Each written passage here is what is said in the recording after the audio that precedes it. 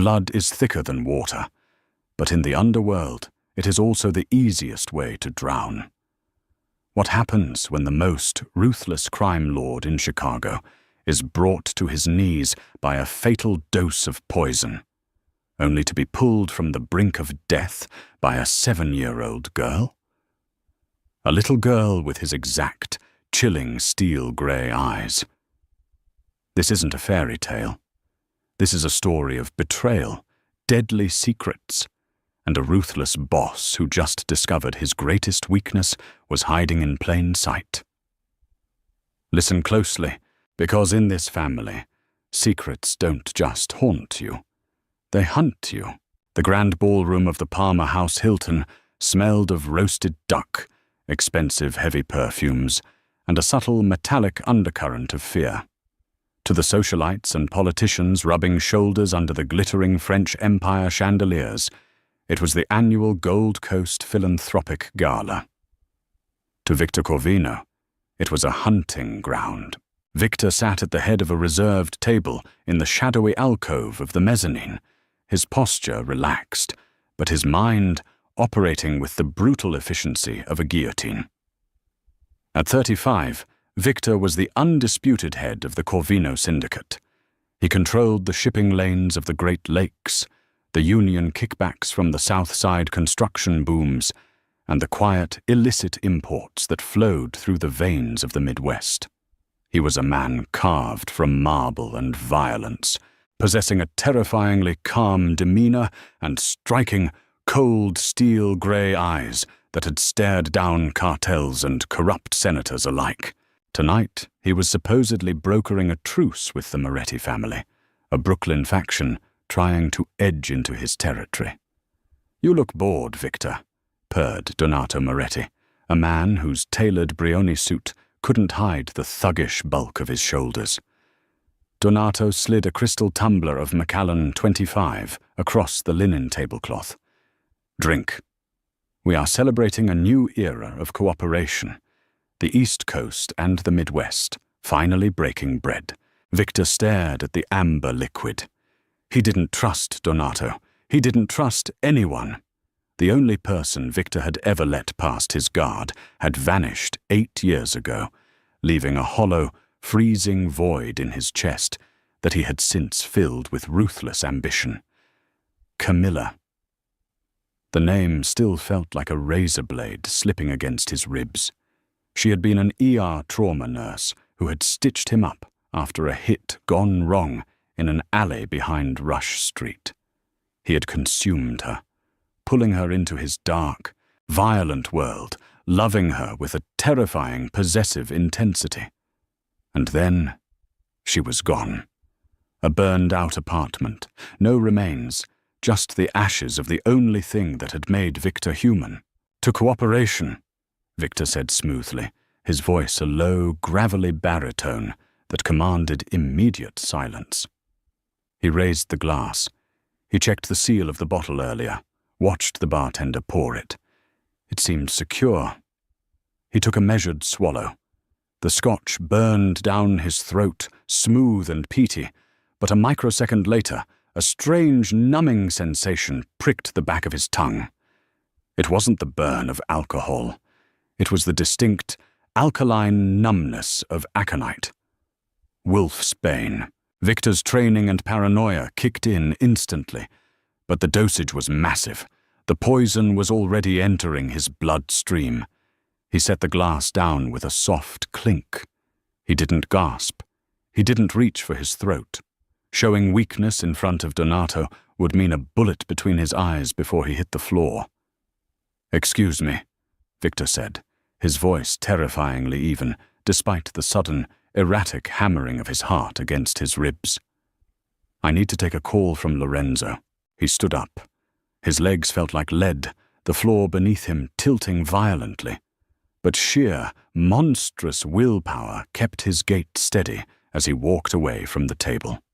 He bypassed his bodyguards, stationed at the ballroom doors with a subtle hand gesture, signaling them to stay put and watch the Morettis. He needed to get to the private bathrooms in the VIP corridor. He needed to induce vomiting. Now. As Victor pushed through the heavy mahogany doors into the secluded, dimly lit service corridor, the facade crumbled. The aconite tore through his nervous system. His vision blurred into dark, fractured shapes. His chest seized as his heart went into a dangerous, fluttering arrhythmia.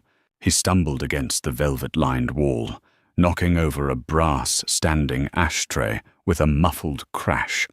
His breathing became shallow, desperate gasps. He sank to his knees on the thick, patterned carpet, his fingers clawing at the collar of his bespoke tuxedo. The world was spinning into an icy, suffocating blackness. He was dying. Victor Corvino, the untouchable ghost of Chicago, was dying in a service hallway. Through the roaring in his ears and the dimming tunnel of his vision, he heard the soft, almost imperceptible squeak of rubber-soled shoes. "Mister?" a tiny voice whispered. Victor couldn't move his head. His eyes, heavy and unfocused, shifted toward the sound. Standing 10 feet away, clutching a worn, stuffed rabbit, was a little girl. She couldn't have been more than 7 years old. She wore a simple, faded blue dress that sharply contrasted with the opulence of the hotel. She had sneaked out of the staff break room. Victor's lips parted, trying to form a warning, trying to tell her to run before whoever poisoned him came to finish the job. But no sound came out. His massive frame tipped sideways, crashing heavily onto the floor. The last thing he saw before the darkness swallowed him was the little girl stepping closer, bathed in the dim, golden light of the sconces. 7-year-old Lily didn't scream. Her mother had always told her that screaming didn't solve problems. Acting did. Her mother, who worked long, exhausting hours as a private caterer and event medic to keep them hidden and safe, had taught her to be invisible.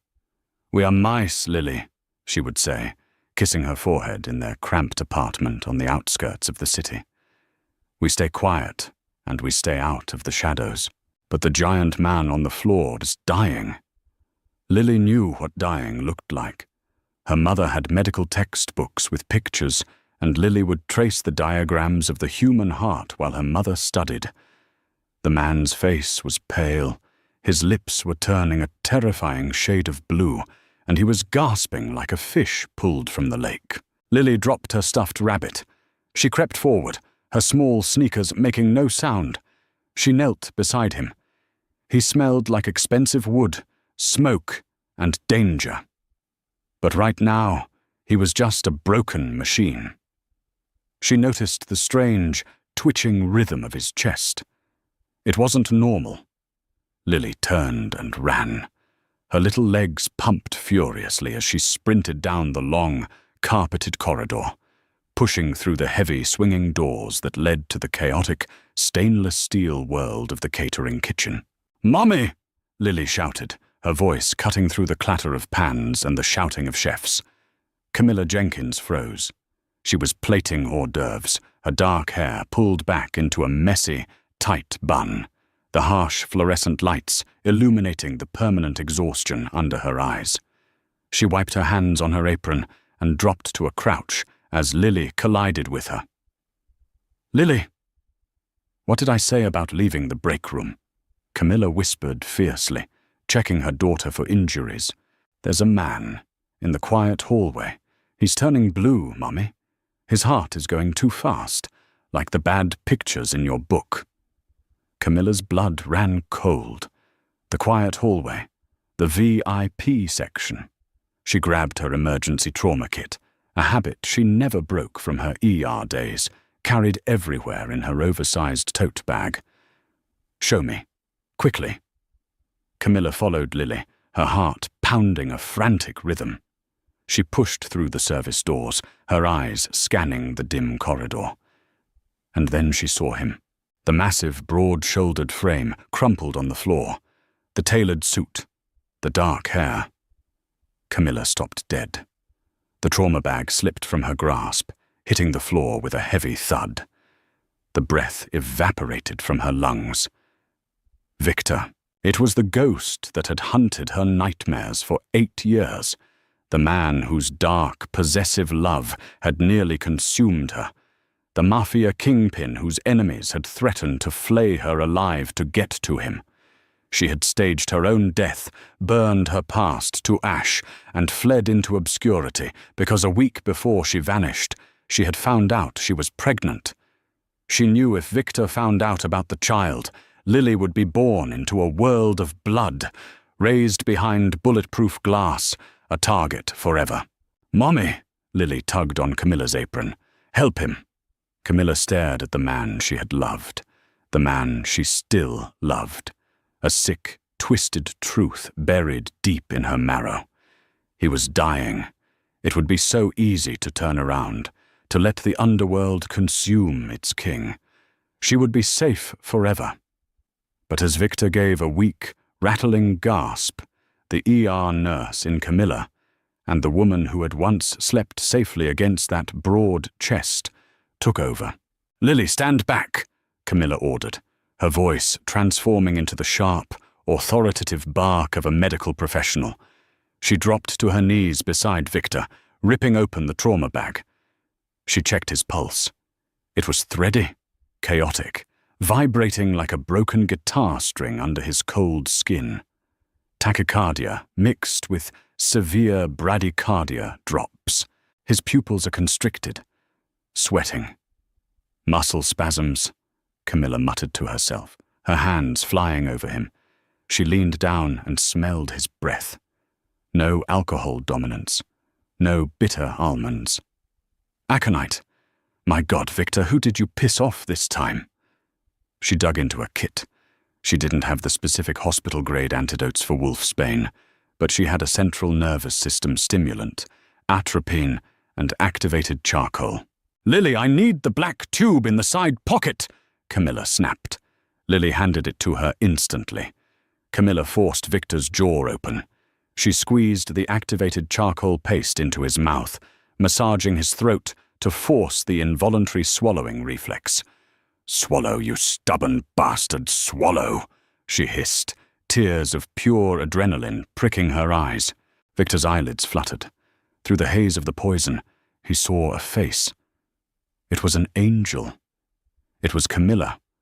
Her dark hair, her fierce, panicked eyes.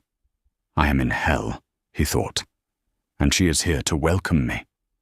Camilla grabbed the syringe of atropine. "This is going to burn," she whispered, and slammed the needle into his thigh, right through the expensive fabric of his trousers. Victor jolted violently, a choked groan escaping his lips as the stimulant shocked his failing nervous system. His chest heaved, pulling in a massive, agonizing breath of air. The blue tint around his lips began to recede, fighting a brutal war with the poison in his blood. "Mummy, his eyes are open," Lily whispered, stepping closer. Victor's heavy, steel-grey eyes dragged themselves open. He looked past Camilla, still convinced she was a hallucination of a dying brain, and his gaze locked onto the little girl standing behind her. The world seemed to stop spinning for exactly 1 second. Victor stared at the little girl. She stared back. She wasn't afraid. She looked at him with an intense, calculating calmness, but it wasn't her demeanor that made Victor's heart physically ache against his ribs. It was her eyes. They were steel-grey, cold, piercing, and terrifyingly familiar. They were the exact, undeniable mirror of his own. Before Victor could process the impossible reality standing in front of him, the heavy doors at the end of the corridor slammed open. "Boss!" Lorenzo, Victor's heavily armed underboss, roared, charging down the hall with 3 enforcers, guns drawn. Camilla panicked. She knew Lorenzo. Lorenzo was a bloodhound. If he saw her, if he recognized her, the 8 years of hiding were over. "Keep him elevated," Camilla shouted at the guards, pulling her apron over her face like a makeshift mask as she stood up, grabbing her trauma bag. She snatched Lily's hand. "He was poisoned! He needs a hospital! Cardiology unit, now! Who the hell are you?" Lorenzo yelled, reaching for her shoulder. "I saved his life. Don't touch me." Camilla shoved Lorenzo's arm away with surprising ferocity, using the chaos and the enforcer's panic over Victor to her advantage. She pulled Lily into the adjacent service stairwell, slamming the heavy fire door shut behind them and bolting down the concrete steps into the darkness. Lorenzo dropped next to Victor. "Boss! Boss! Stay with me! Get the car!" Victor gripped Lorenzo's lapel with sudden, terrifying strength. His knuckles were white. The poison was still ravaging him, but a new, violent fire had ignited in his chest. "The girl!" Victor rasped, blood trickling from his bitten lip. "We'll find whoever did this, boss. I swear on my life." "No." Victor's eyes burned with a dark, obsessive madness as he looked at the closed stairwell door. "Find the woman. Find the little girl." He lost consciousness again, but the command was absolute. The sterile smell of bleach and expensive private health care cut through Victor's senses before he even opened his eyes. He didn't wake up slowly. He woke up with the sudden, violent snap of a predator realizing it was trapped. He sat up, ripping the IV from the back of his hand. A monitor next to the bed shrieked in protest. "Boss, easy, easy." Lorenzo was out of his chair in a microsecond, his hands raised in surrender. "You're at the Lake Forest estate, in the private wing. Dr. Gallagher has been pumping your stomach and stabilizing your heart for 14 hours. Victor swung his legs over the side of the hospital-grade bed. He was wearing silk pajama pants provided by his staff. His chest ached as if he had been hit by a freight train, and his mouth tasted like ash and charcoal. But his mind was devastatingly clear. "The Morettis?" Victor's voice was a low, dangerous rasp. "Locked down in their hotel. We have men watching every exit. The commission is in an uproar, but nobody moves until you give the word. It was aconite in the scotch, an inside job. We are tearing the catering staff apart." Lorenzo looked exhausted, the heavy bags under his eyes a testament to a sleepless night, keeping the empire from collapsing. Victor stood up. The room tilted slightly, but he grounded himself. He walked over to the reinforced glass window, looking out at the sprawling, heavily wooded grounds of his estate. The morning fog was rolling off Lake Michigan, thick and impenetrable. "I don't care about the Morettis right now," Victor said. Lorenzo blinked, stunned. "Boss, they tried to assassinate you." I said, "I don't care." Victor turned around, his steel-grey eyes locking onto Lorenzo with a terrifying intensity. "The woman who saved me in the hallway, and the child. Where are they?" Lorenzo swallowed hard, shifting uncomfortably. "Gone. We scrubbed the security footage. The catering company had a sudden, last-minute replacement for an event medic. A woman named Sarah Miller. Fake name, fake social security number. Paid in cash. As soon as she got into that stairwell, she vanished. Slipped out through the loading docks. We have men looking. But she's a ghost. A ghost." Victor walked to the oak desk in the corner of the medical room and poured himself a glass of water. His hands were shaking slightly, not from the poison, but from the realization that was clawing its way up his throat. Camilla. He wasn't hallucinating. The frantic, skilled hands on his chest, the smell of sterile alcohol and vanilla that he used to breathe in every night. It was her. She was alive. For 8 years he had mourned her. He had ordered the execution of 3 rival lieutenants who he suspected were behind the fire that supposedly killed her. He had turned his heart to stone and built an empire of blood on her ashes, and she had been hiding from him. And then the second realization hit him. It hit him harder than the poison ever could. The little girl. Victor's mind raced, executing the brutal, cold calculus that made him a criminal mastermind. Camilla disappeared 8 years ago, in late November. The girl he saw in the hallway. She looked about 7. She had his eyes, the exact recessive steel-grey mutation that ran in the Corvino bloodline. A sharp, jagged breath hitched in Victor's chest. The glass in his hand shattered, the water and crystal shards raining down onto the pristine hardwood floor. "Boss!" Lorenzo stepped forward. Victor held up a hand, stopping him. He looked down at his bleeding palm, not feeling the pain. He had a child, a daughter. A wave of possessive, dark fury washed over him, completely eclipsing the betrayal he felt. Camilla had stolen his blood. She had taken his child and forced her to live like a rat in the shadows, eating scraps in catering kitchens, while her father owned half the city. She had looked at the empire he built to protect her, and she had run. "Lorenzo," Victor whispered, his voice trembling with a terrifying, barely contained violence. "Yes, boss?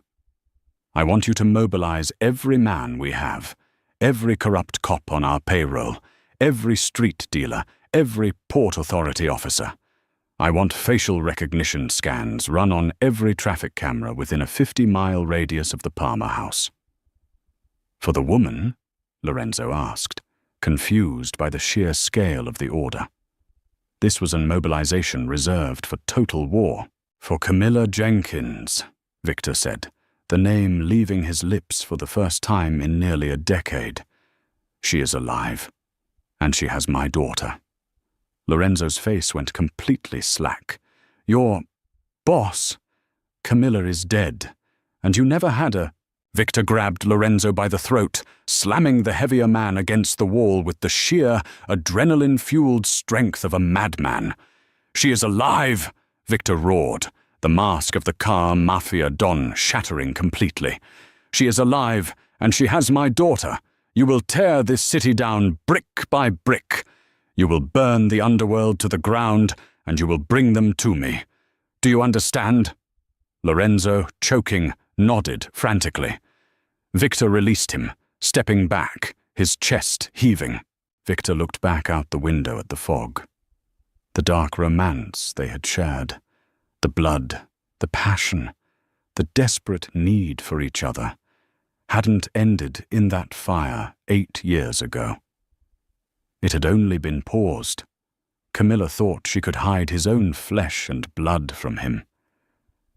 She thought she could play God with his legacy. She was wrong. He was going to find her. He was going to take back what belonged to him. And when he dragged Camilla back into his world, he was going to lock the cage so tight she would never even dream of running again. "Run, Camilla," Victor thought, a dark, predatory smile touching the corner of his mouth. "Run as fast as you can, because the hunt is on." The neon sign of the Starlight Motel in Cicero flickered, casting a sickly, intermittent red glow across the peeling wallpaper of room 114. Outside, the relentless Chicago rain hammered against the single pane of glass, masking the sound of sirens wailing down Interstate 55.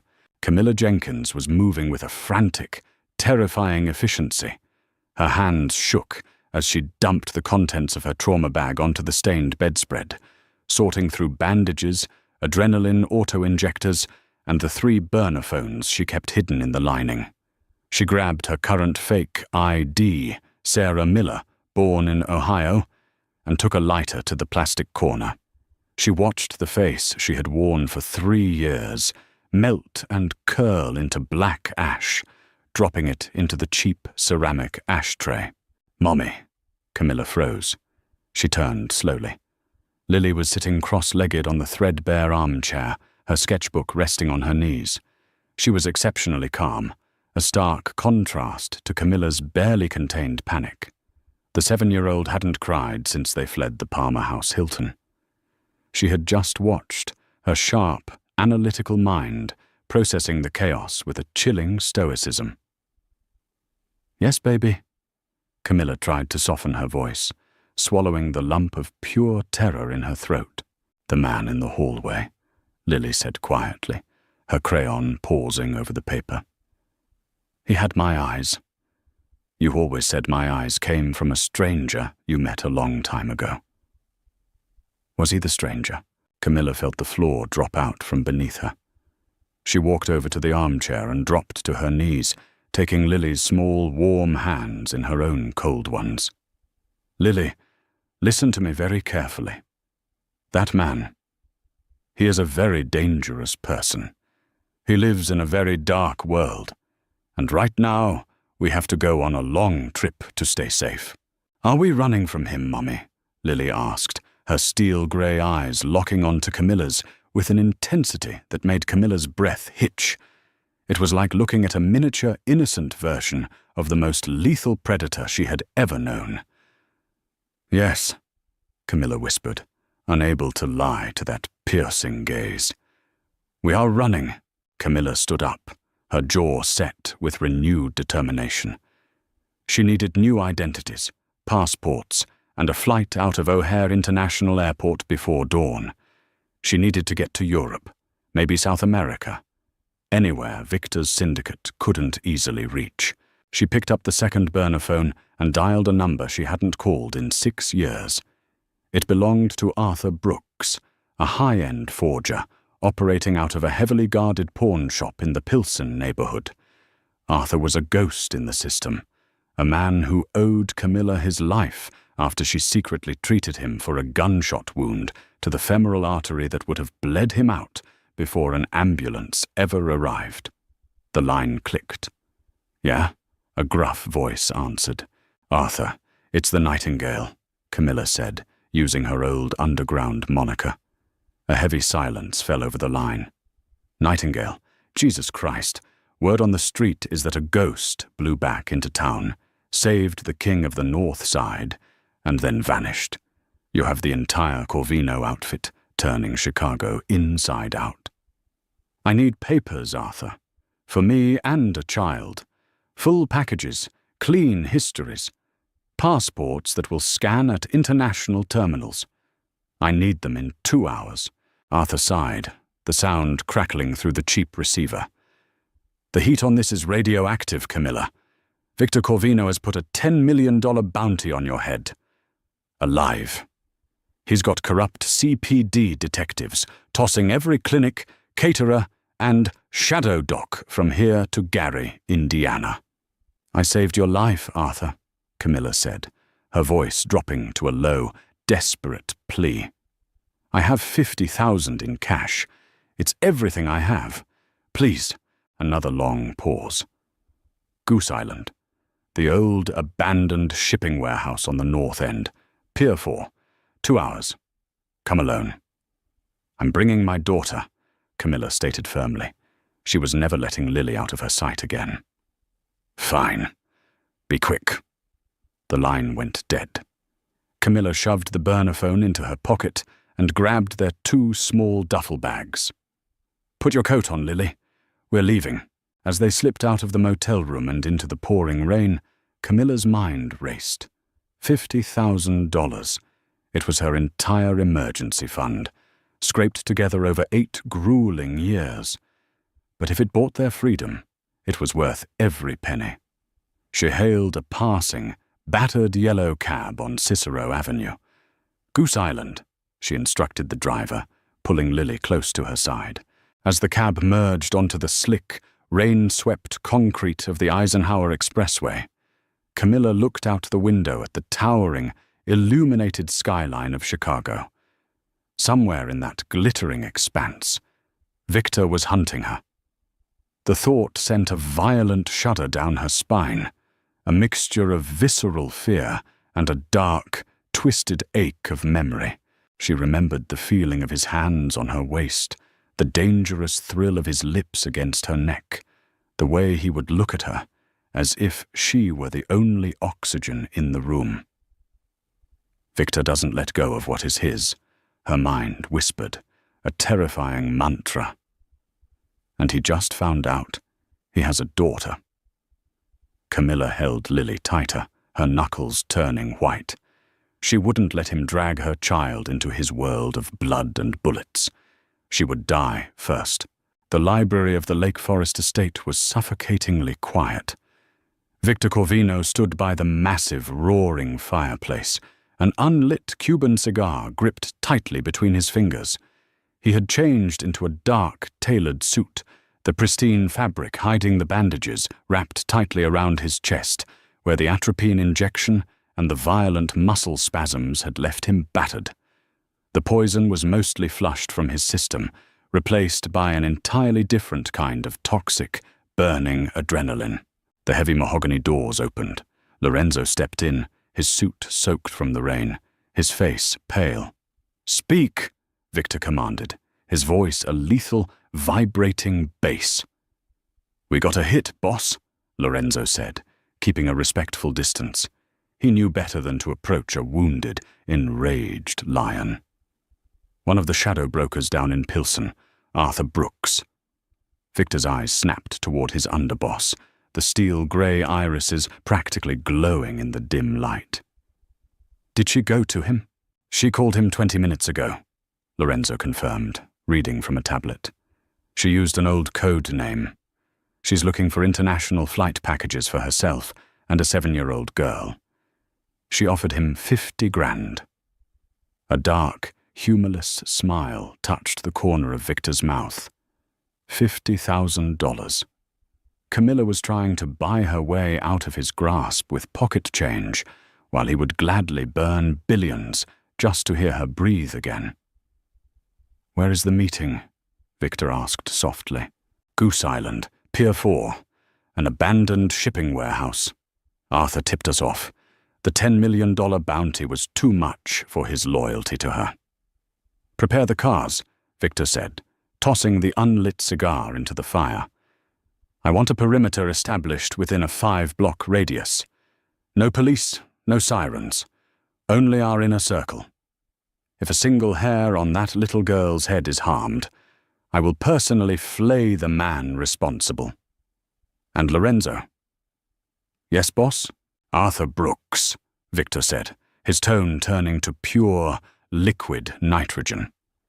"Once the exchange is made, put a bullet in his head. Nobody betrays the mother of my child and lives to spend the money." Lorenzo swallowed hard. "Understood." 40 minutes later, a convoy of 3 black, armored Mercedes-Maybach S680s rolled silently onto the desolate, rain-slicked docks of Goose Island. The Chicago River churned darkly against the concrete pilings, reflecting the distant amber glow of the city streetlights. Victor sat in the back of the lead car, staring out through the tinted, bulletproof glass. The rain was relentless, washing over the rusted, corrugated steel of the warehouse where Camilla was supposed to be waiting.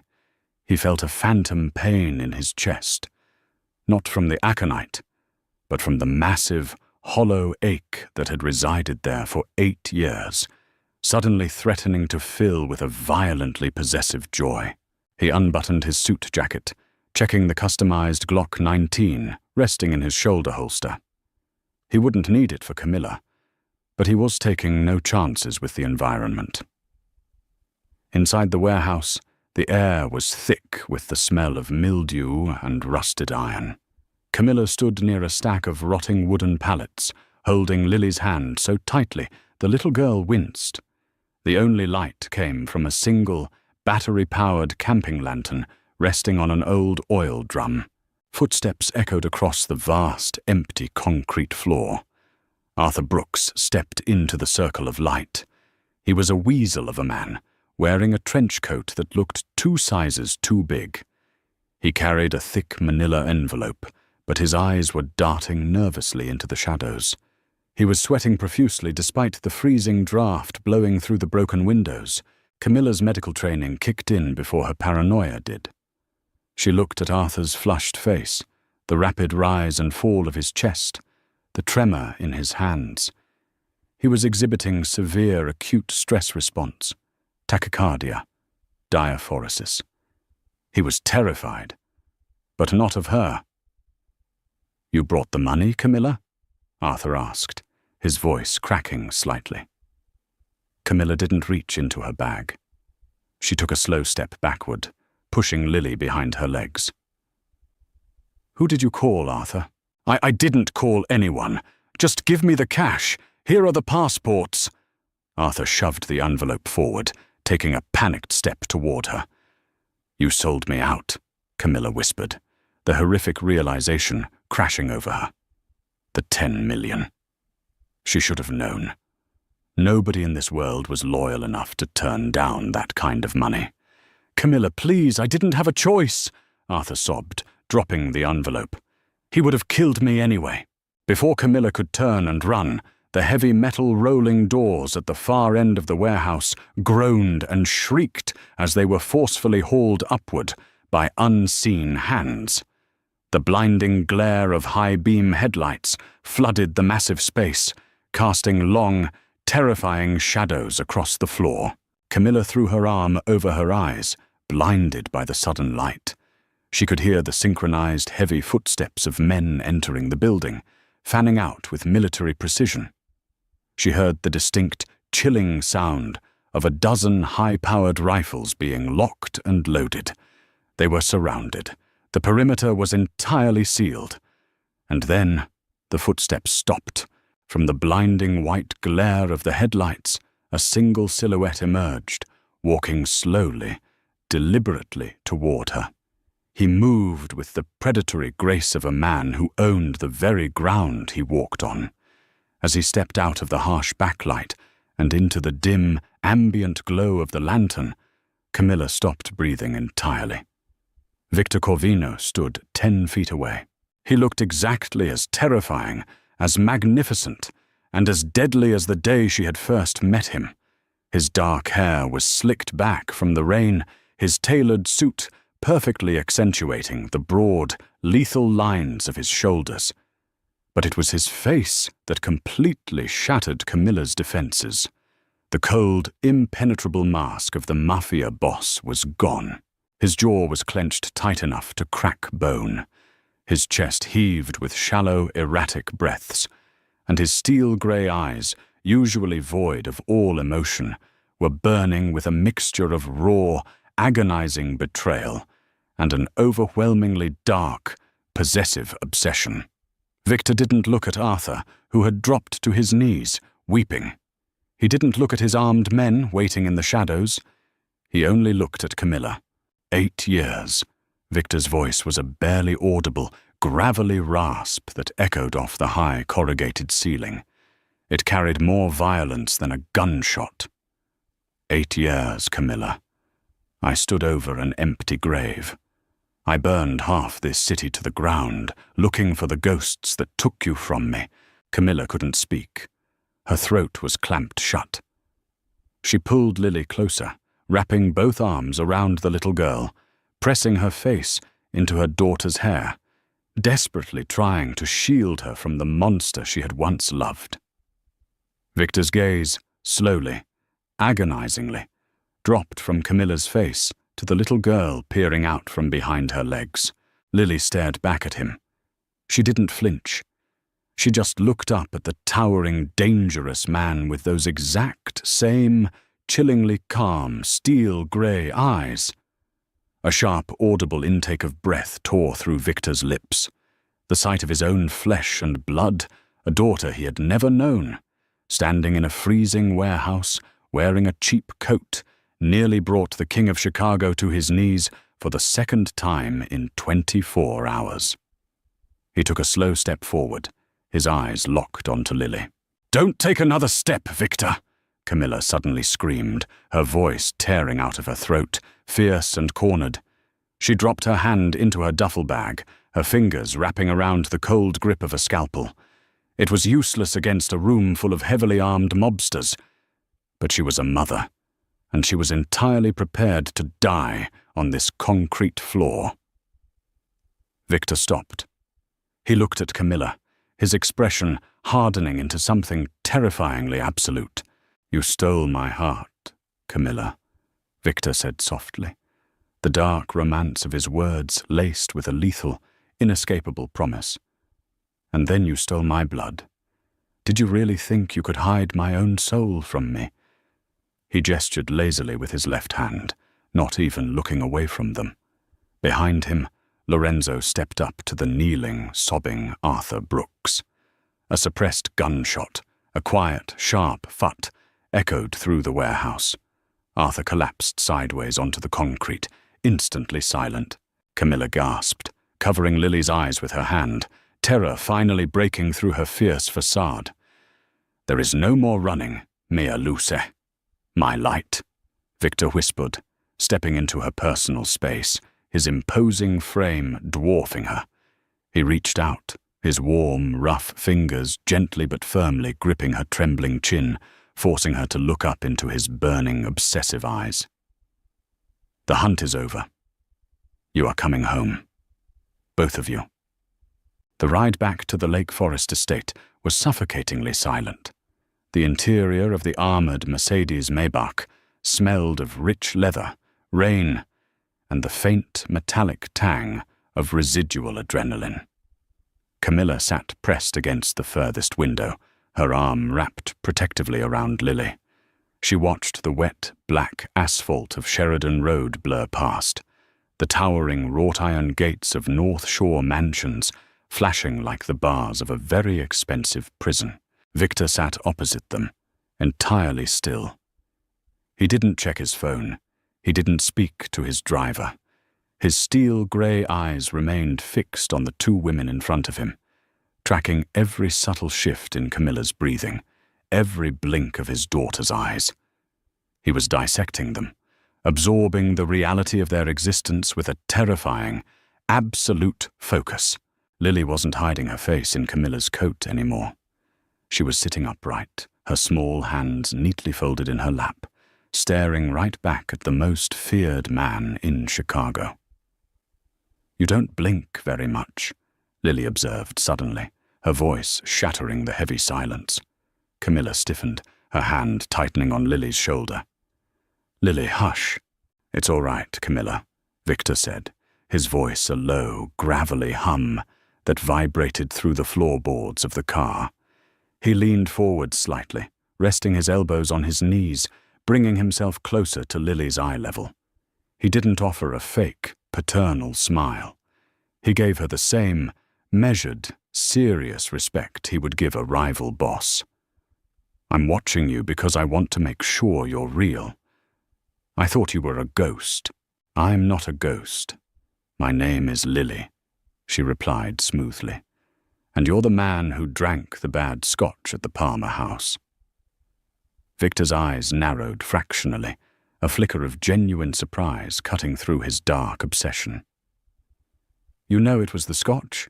"The aconite acts fast," Lily said, repeating fragments of medical knowledge she had absorbed from her mother's frantic textbook study sessions. "If it was in the food, you would have gotten sick later. But you stood up right after you drank, and—" She paused, her small brow furrowing in concentration. "And what, Lily?" Victor prompted softly, ignoring Camilla's panicked attempts to pull the girl back. "Before you drank it, when I was hiding by the service door, I saw a waiter pour the glasses, but he wasn't a real waiter." The atmosphere in the Maybach plummeted to absolute zero. Victor exchanged a razor-sharp glance with Lorenzo, who was sitting in the front passenger seat, listening through the open partition. "How do you know he wasn't a real waiter, baby?" Camilla asked, her maternal instinct momentarily overridden by her own sharp intellect. "His shoes," Lily stated matter-of-factly. "Mummy says hospitality staff always wear slip-resistant, rubber-soled shoes. But this man wore shiny black dress shoes with a silver buckle on the side. Ferragamo, I think they're called. I saw an ad for them in a magazine." Victor leaned back against the plush leather seat, his chest heaving with a sudden, dark amusement that chilled Camilla to the bone. His 7-year-old daughter, raised in dingy motel rooms and catering kitchens, had the observational skills of a seasoned syndicate detective. "Ferragamo loafers," Lorenzo muttered from the front, typing furiously into an encrypted tablet. "Boss, The Moretti's capos don't wear Italian designer shoes on hits. They wear street gear. No, Victor agreed, his voice dropping to a lethal whisper. But my inner circle does. The car turned off the main road, smoothly gliding up a long, winding driveway, flanked by towering, ancient oaks. The headlights illuminated the massive limestone facade of Victor's private estate, heavily fortified and completely isolated from the outside world. Armed guards patrolled the perimeter, their silhouettes visible against the fog. As the car parked beneath the portico, Victor turned to Camilla. "Welcome home, Camilla." "This isn't my home, Victor," Camilla spat, her voice trembling with suppressed fury as the heavy car doors were opened by the guards. "It's a cage. It was a cage 8 years ago, and it's a cage now." Victor stepped out into the freezing rain, turning to block her exit. He reached into the car, his massive hands wrapping around Camilla's waist. She gasped, trying to pull back, but he effortlessly lifted her out of the vehicle, setting her down on the dry cobblestones beneath the awning. He then reached in and lifted Lily out, handling the child with a surprising, almost reverent gentleness. "You're right," Victor said, towering over Camilla, his voice dropping so only she could hear. The rain pounded against the stone behind them. "It is a cage, but it's heavily armed, lined with gold, and nothing in this world will ever be able to touch you or my daughter again. If you try to run, I will find you. If you try to hide, I will tear the world apart to drag you back. You are mine, Camilla.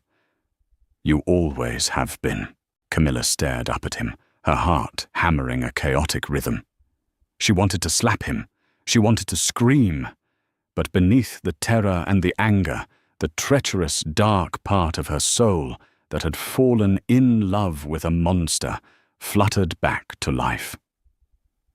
"Show us to our room," she whispered coldly. By 3 a.m., the Lake Forest estate was a fortress operating on high alert. Camilla had refused the master suite, locking herself and Lily in the East Wing's guest quarters. Victor allowed it, knowing there were no exits from that wing that didn't pass through a gauntlet of his most loyal men. He needed them secure because the war he was fighting had just fundamentally shifted. Victor sat in his mahogany-paneled office, staring at the blazing fireplace. The poison was still taking a toll on his body, a dull ache throbbing in his chest, but his mind was running 1,000 miles a minute. Lorenzo entered without knocking, tossing a thick file onto the center of Victor's desk. "You're not going to like this, boss," Lorenzo said, his face grim. "I ran the parameters based on the little girl's description. Ferragamo loafers with the silver Gancini buckle. Only 3 men in our organization wear them. 2 were on the south side, overseeing a shipment during the gala. And the third?" Victor asked, his voice dead flat. "Matteo Rossi," Lorenzo confirmed, the name hanging in the air like a death sentence. Victor closed his eyes. Matteo, his chief financial advisor, a man who had stood beside him at his mother's funeral, a man who had helped him launder billions through the Chicago real estate market. "Why?" Victor asked softly. "We dug into his offshore accounts. Someone transferred $20 million into a shell company in the Caymans under Matteo's wife's maiden name 3 days ago. But it wasn't the Moretti's boss. The wire transfer originated from a cartel faction in Sinaloa, the same faction you cut out of the shipping lanes last month." A cold, calculating rage settled over Victor. It wasn't about territory. It was about greed. Matteo had sold him out to the highest bidder, hoping the Morettis would take the blame for the poisoning, leaving Matteo to step in and manage the Corvino Empire's finances as the grieving advisor. "Where is he?" Victor stood up, checking the magazine of his Glock. "That's the problem," Lorenzo said, his hand resting on his own holstered weapon. "He's not at his penthouse. He's not at the downtown office. And 20 minutes ago, the perimeter guards at the north gate missed their check-in. Victor froze. The north gate was less than a mile from the east wing, where Camilla and Lily were sleeping. "Lock down the house. Now!" Victor roared, sprinting toward the heavy oak doors of his office. Before Lorenzo could even reach his radio, a massive explosion shook the foundation of the estate. The heavy blast blew the reinforced glass of the office windows inward, showering the Persian rugs with glittering shards. The lights flickered and died, plunging the mansion into emergency red backup lighting. Gunfire immediately erupted from the courtyard, the rapid staccato burst of automatic weapons. Matteo hadn't run. He knew Victor would figure it out. He had brought the cartel hit squad directly to the estate to finish the job under the cover of the storm. "They breached the north wall," Lorenzo yelled over the radio comms, drawing his weapon. "We have multiple hostiles on the grounds." "Hold the main hall," Victor ordered, already moving. He didn't care about his office. He didn't care about the millions of dollars of art in the gallery. His entire world was currently locked in a bedroom in the East Wing. Victor tore down the long, shadowed corridors, his boots silent on the thick carpeting. He moved like a ghost, a lethal shadow in his own home. He rounded the corner to the East Wing and felt his blood run cold. Two men in black tactical gear were planting a breaching charge on the heavy reinforced oak door of the guest quarters. Victor didn't shout a warning. He didn't hesitate. He raised his Glock and fired twice. The silenced weapon coughed, and both men dropped to the floor instantly, their blood pooling on the antique hardwood. He stepped over the bodies, violently kicking the breaching charge down the hallway before punching the access code into the keypad. The door hissed open. Inside, the room was pitch black, save for the flashing red light of the emergency beacon outside the window. "Camilla!" Victor called out, keeping his weapon raised toward the balcony. "Drop it, Victor." A voice trembled from the shadows near the ensuite bathroom. Victor turned. Camilla was standing in the darkness, her arm extended. In her hand, she held a small, silver .38 caliber revolver she must have found in the bedside safe. It was aimed directly at his chest. Behind her, tucked into the marble shower stall, was Lily. "Put the gun down, Luce," Victor said, his voice terrifyingly calm despite the adrenaline coursing through him. "We are under attack. A traitor let a hit squad onto the grounds." "You brought this to us!" Camilla screamed, tears of pure terror and rage streaming down her face. "I tried to keep her away from this, from the guns, from the blood, from you." "You can't hide from what we are, Camilla." Victor took a step forward, completely ignoring the gun pointed at his heart. "She is Corvino blood. The world will always hunt her, whether she is in a Chicago penthouse or a motel in Cicero. The only difference is, here, I can protect her." "I don't trust you," Camilla sobbed, her hands shaking violently. "Then shoot me," Victor challenged, taking another step until the barrel of the revolver was pressing directly against his sternum. He stared down into her panicked, beautiful eyes. "Pull the trigger, Camilla. If you truly believe you and Lily are safer in this world without me, then end it. Right now." Camilla stared at him, her breath hitching in her throat. The heavy metallic smell of gunpowder drifted in from the hallway. More shouting erupted downstairs.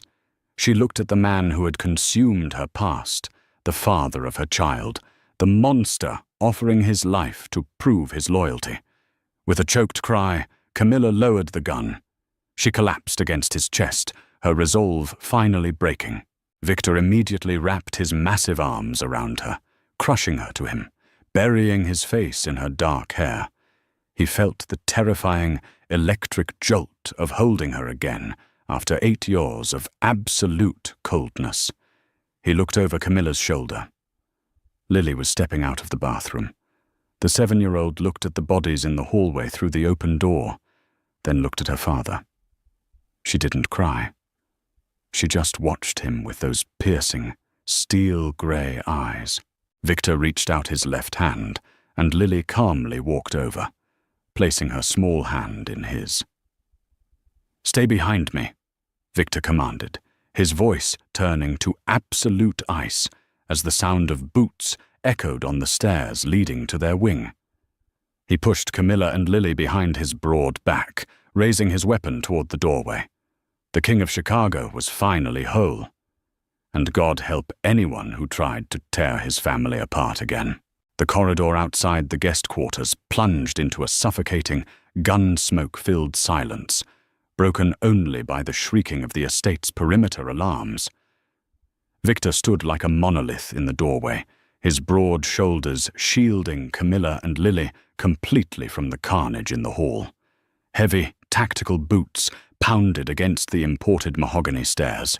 3 men clad in black Cry precision assault gear rounded the landing, their Heckler and Koch MP5 submachine guns sweeping the darkness. Victor didn't wait for them to find their targets. He stepped out of the doorway, exposing himself, and fired 3 times in rapid, devastating succession. The silenced Glock 19 recoiled smoothly in his grip. The lead point man dropped instantly, a hollow point round shattering his visor. The other 2 scrambled for cover behind a marble bust of a Roman emperor, unleashing a deafening volley of automatic fire that tore the antique drywall to shreds and sent a shower of plaster raining down on Victor. He ducked back into the room, glass and debris flying past his face. "We can't stay here," Victor growled, ejecting the spent magazine and slamming a fresh one home with a sharp, metallic click. "Matteo knows the layout of the house. He knows this wing is a dead end.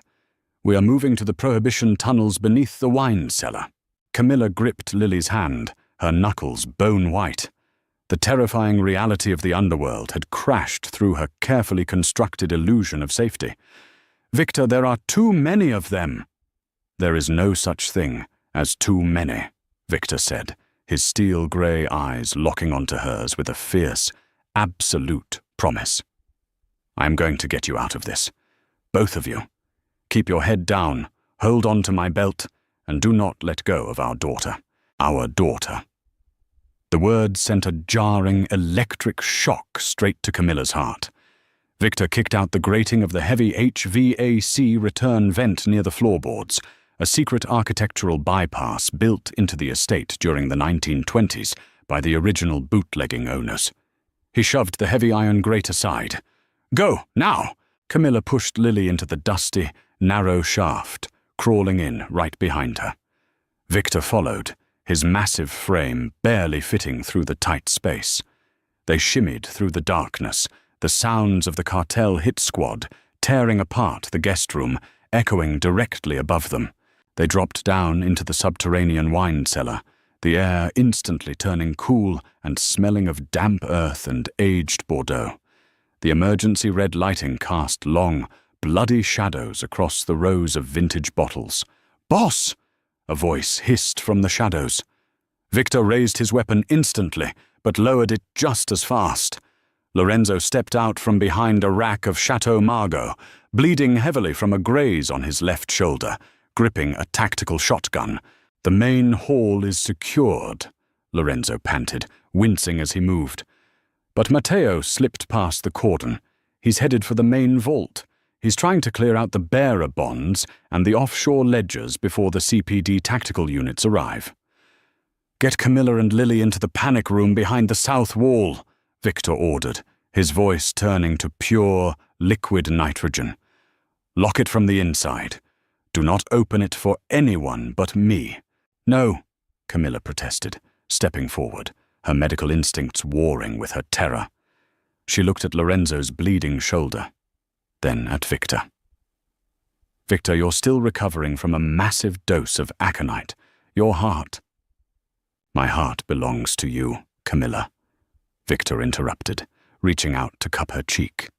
His thumb brushed a streak of dust from her pale skin. It was the most tender gesture he had ever made, contrasting violently with the Glock in his other hand. And I'm about to prove exactly what happens to men who try to stop it from beating." Victor turned and walked away, his dark silhouette disappearing into the labyrinth of the wine cellar, heading straight for the vault. He found Matteo Rossi furiously typing access codes into the biometric keypad of the massive steel vault door. Matteo, wearing his pristine Brioni suit and the infamous Ferragamo loafers, looked frantic. He had a gold Patek Philippe Nautilus watch gleaming on his wrist, bought with the very money he was currently trying to steal from Victor. "Leaving so soon, Matteo?" Victor's voice echoed off the damp stone walls, cold and hollow. Matteo spun around, drawing a sleek Kimber 1911 pistol. His hands were shaking. "Victor! You're supposed to be dead." "I have a very good nurse," Victor replied slowly, stepping into the dim light. He didn't raise his gun. He just stared at his former friend with the terrifying stillness of an apex predator. "It was just business, Victor," Matteo shouted, his voice cracking with panic. "The cartel offered me a 50% cut of the port revenues. You were getting distracted. Ever since you thought you found a ghost in the system, you've been weak. I did what had to be done for the family.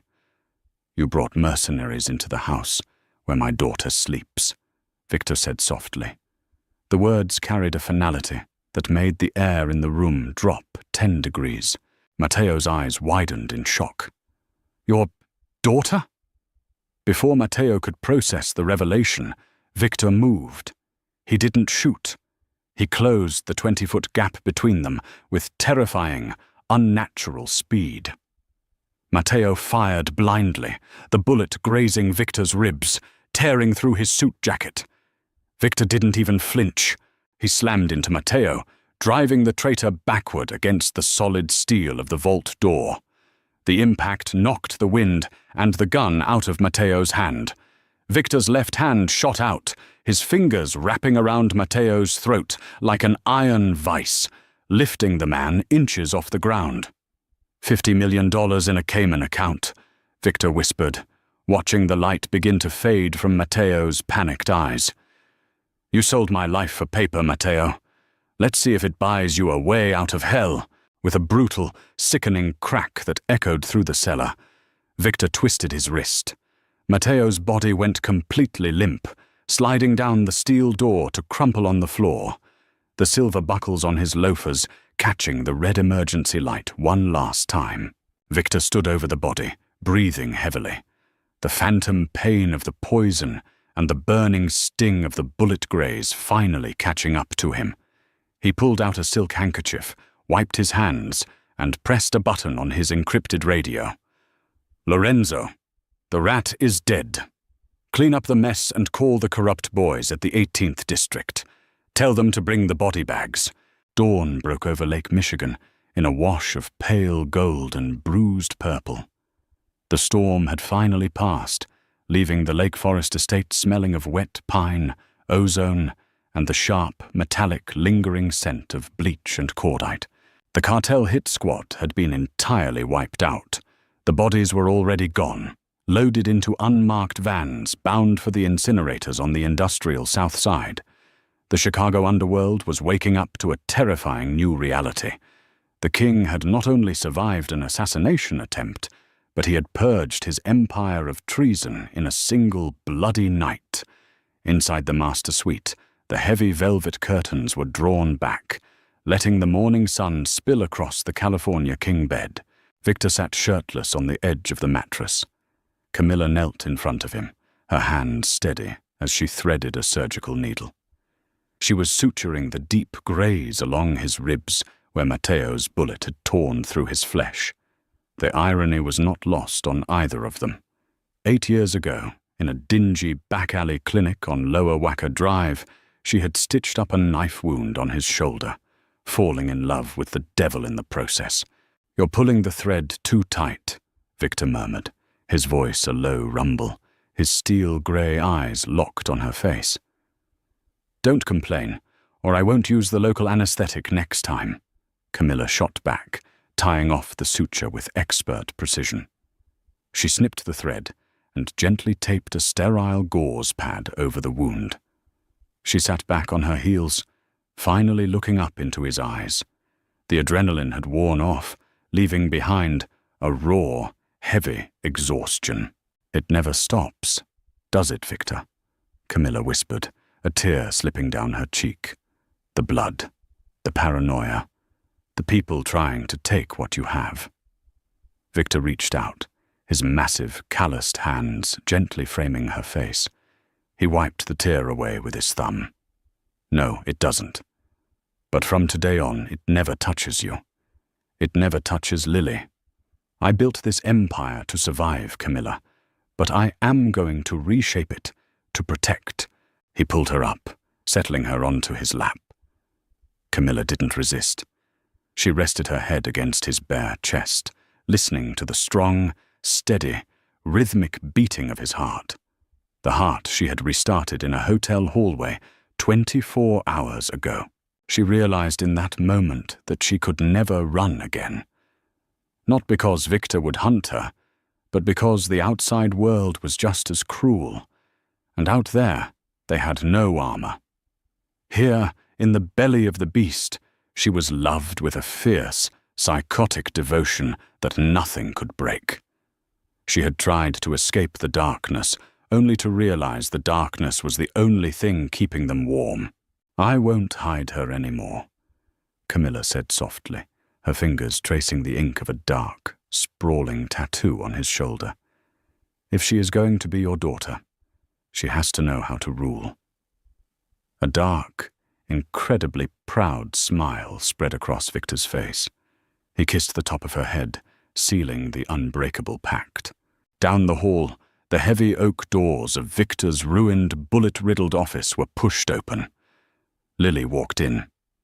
She was wearing a clean white dress provided by the estate staff, clutching her battered stuffed rabbit. She stepped carefully over the shattered glass and plaster, walking straight toward the massive antique mahogany desk that sat at the far end of the room. She climbed up into Victor's massive, high-backed leather executive chair. It dwarfed her tiny frame completely. Lorenzo walked into the office a moment later, freezing when he saw the little girl sitting on the throne of the Chicago Syndicate. He looked at her, entirely unsure of what to do. Lily placed her stuffed rabbit on the polished wood of the desk. She rested her small hands on the armrests, straightening her posture. She looked at Lorenzo, her steel-gray eyes, the exact, terrifying mirror of Victor Corvino's, locking onto the hardened underboss with absolute, chilling authority. "Lorenzo," Lily said, her voice small but perfectly steady. "My father would like a glass of water, and tell the guards to fix the front gate. It looks messy." Lorenzo stared at the 7-year-old girl. A shiver ran down his spine. He slowly bowed his head, recognizing the undeniable, lethal bloodline sitting before him. "Right away, Miss Corvino." The king had survived, but the true heir to the underworld had just arrived. And that is how the most dangerous man in Chicago realized his greatest weakness was actually his ultimate legacy. Camilla thought she could hide from the darkness, but in the end, she realized the only way to survive the monster was to rule right beside him. Did Camilla make the right choice, staying in the gilded cage, or was she condemning her daughter to a life of blood? Let me know your thoughts in the comments below. If this story kept you on the edge of your seat, hit that like button and share this video with someone who loves a dark, twisted mafia romance. Don't forget to subscribe and ring the bell so you never miss another dramatic, heart-pounding, true-to-life storytelling session. See you in the next one.